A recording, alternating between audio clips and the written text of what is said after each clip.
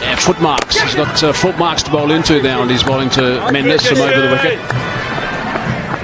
And he's going to have to play at every ball because you can't just show the arms. It's coming back into the stumps. One thing that Kesh and Tony can work on with, there's not much bounce. You can get your LBW decisions, but what you can do is come really tight as the short leg or the silly point, just so that he's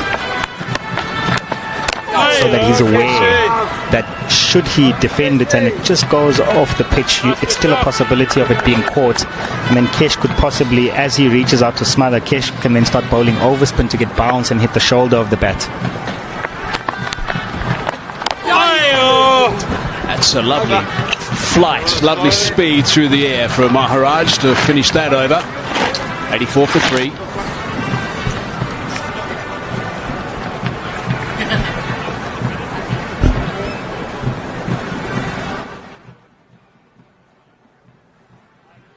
It's been a tough old test match for Sri Lanka, and to see South Africa score the way they did, to see the runs on the board, and now 3 wickets already down. Yeah, I've had revised times because of the amount of time lost on day 1.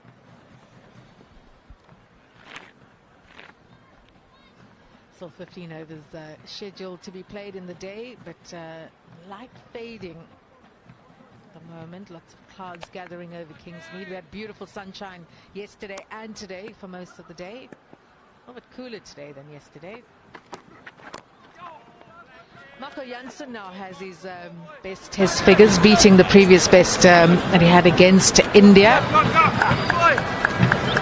7 for 91, 2021-22 season.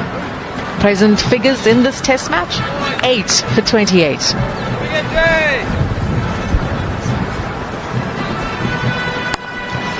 Another no ball. We had 1 wicket go down or given not out because of a no ball from KG earlier. South Africa certainly don't want another one.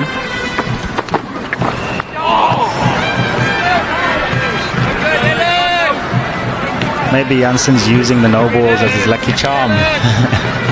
We were joking with him about that yesterday at the wrap. He said he was just wondering every now and again, every time there was a no ball, he picked up a wicket, and Byrne chirped back, why break the sequence? It worked for him. Easy to joke about it.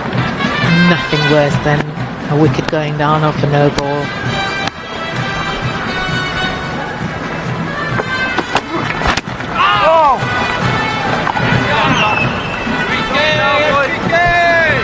Rasifan Didison put out a tweet yesterday and he said, this just confirms South Africa is the toughest place to bat. Do you agree with that, Hayes? Oh, sorry, Tim. Yeah, Rusty leapt on that one. All the teams say it. They all say that's the case. Pretty much when the Australians come here, they say how tough it is because the ball's always doing something. I mean, I think we've seen terribly excessive from a seam point of view. Yeah, a little bit of swing from time to time, but I think when Sri Lanka were batting, and I did a pitch report soon after that innings was wiped out very quickly yesterday, I didn't see too many issues at all with the pitch when I was out there, and I didn't actually see a great deal misbehave when they were batting. I think it was just some pretty poor batting overall from Sri Lanka. Far more application this time around, which is pleasing to see, but they've got a long way to go, of course, in this test. So far it's been pretty impressive. Chandimal is still there at the moment. Mendes is another mainstay in that lineup at this stage.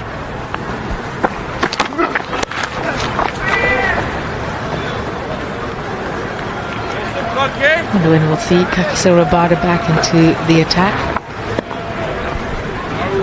Temba will definitely give him an over 2 before the close of play, if the light allows for him to do so. Coming back to your point, Hazy, I think if you get bowled out for 42, there's not much you've done right.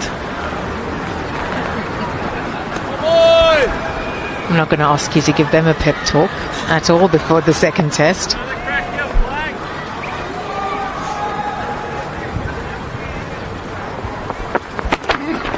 I tell you, Neil McKenzie will have a lot to say about that because he was one who left the ball well, if anything. So now he's going to be saying, Why? What did we discuss? What was that? Let's play the highlights and have a chat about it. I think they'll cancel the batting meeting, that's for sure.